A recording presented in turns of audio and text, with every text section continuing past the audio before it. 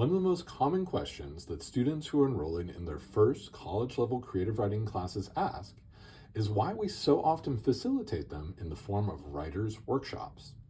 In the first half of this mini lesson, I'll make my best attempt at an answer to that question. Then, in the second half, I'll talk a bit about the takeaways from a detailed description of an influential form of writer's workshop we'll read about in the essay titled, appropriately enough, The Writer's Workshop by Frank Conroy. So first, my best attempt at an answer to the question, why do professors so often facilitate college-level creative writing classes in the form of writer's workshops?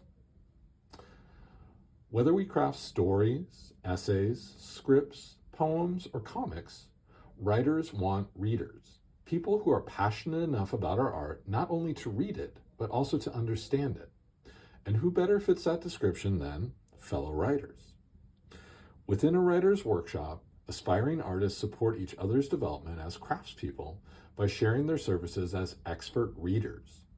While the teacher who facilitates the workshop is assumed to be the most expert reader and writer in the room, otherwise they would not have been selected to lead it, their opinion is not the only one that matters.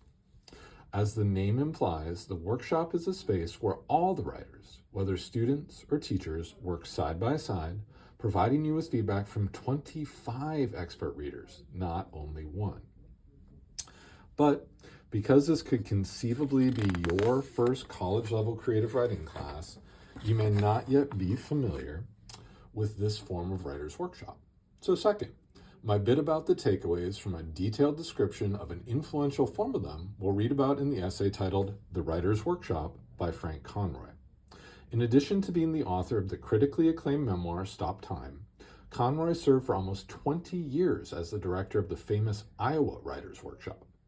As we read the Writers' Workshop, we'll work together as a class to answer a comprehensive set of questions about it. Some of the most important takeaways from the essay, though, are the ones that inform the document titled Framework for Our Critiques for Writers' Workshop this semester, with which you will become very familiar this semester. So let's talk a bit about how meaning, sense, and clarity help to get readers into what Conroy calls the zone.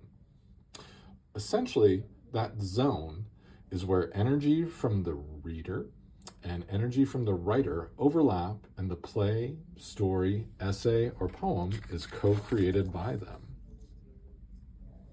In Conroy's conception, this is because without the active participation of the reader's mind and imagination, nothing happens. When writers maintain meaning, sense, and clarity in the writing, this is the signal to readers that their energy is welcome in the zone. So, when we write critiques for our fellow writers this semester, there's a set of questions to ask ourselves.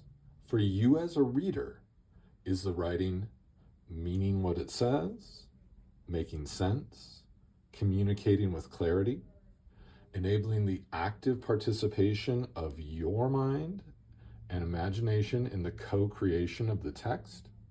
That is, how effectively is the writer allowing your energy as a reader into the play, the story, the essay, the poem, or the comic?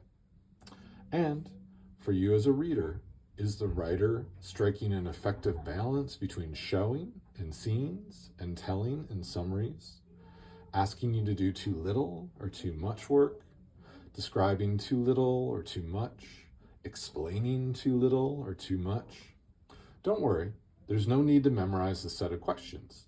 You'll have that document titled Framework for Our Critiques for Writers' Workshop this semester to remind you. So, this has been our mini lesson on writers' workshops in general and about the essay, The Writers' Workshop, in specific.